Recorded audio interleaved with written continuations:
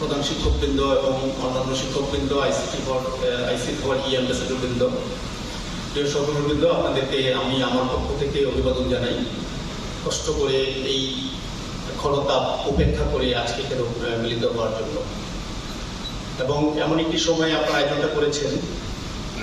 আমাদেরকে একত্রিত করেছে যে পোর্টাল, টিচার্স পোর্টাল, সেই পোর্টালটি একটি আন্তর্জাতিক খ্যাতি অর্জন করেছে। আপনারা ইতিমধ্যে এটি জেনেছেন এবং সেটি আপনাদের কল্যাণে, আপনারাই সেই খ্যাতি। সুতরাং এই টিচার্স পোর্টালের এই নেতৃত্ব এটি আপনাদের। এই টিচার্স পোর্টাল 2010 সাল থেকে তিলে তিলে একটু করে আমাদেরকে একত্রিত করেছে।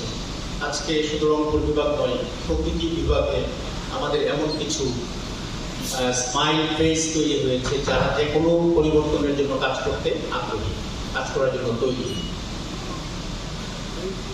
আমরা আজকে সকালে যখন আসছিলাম, আমি আমাদের আজকের প্রধান অতিথি স্যারের সাথে একটা লম্বা সময় ধরে গল্প করছিলাম।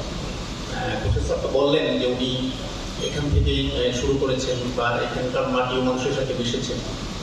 পাশাপাশি আরেকটা পরিচয় হলো, স্যার শিক্ষা মন্ত্রণালয়ে বেশ অনেকদিন কাজ করেছেন। শিক্ষার নারী নক্ষত্র সবই স্যারে যান। আল্লাহ হয়তো স্যারকে আরো অনেক নেবেন। আমি আজকে এই মঞ্চ থেকে অনুরোধ করবো, ভবিষ্যতে যদি স্যার সুযোগ পান আবারও শিক্ষায় কাজ করবেন, সেই অনুরোধটা এখান থেকে রাখলাম। কারণ স্যার শিক্ষক পরিবারের সন্তান। আজকে যে উদ্দেশ্যকে আপনারা এখানে মিলিত হয়েছেন, স্মার্ট বাংলাদেশ বাস্তবায়নে স্মার্ট শিক্ষা, নেতৃত্বে শিক্ষক। আমরা আমাদের যে আগের যে ম্যানিফেস্টো ছিল 2021 সালের মধ্যে ডিজিটাল বাংলাদেশ, এটার শেষের দিক থেকে অর্থাৎ 18-19 থেকেই আমরা আপনাদেরকে নিয়ে আলোচনা করছিলাম যে আমাদের পরবর্তীতে কি হবে। 2041 সালের বাংলাদেশ নিয়ে আমরা আলোচনা করতাম।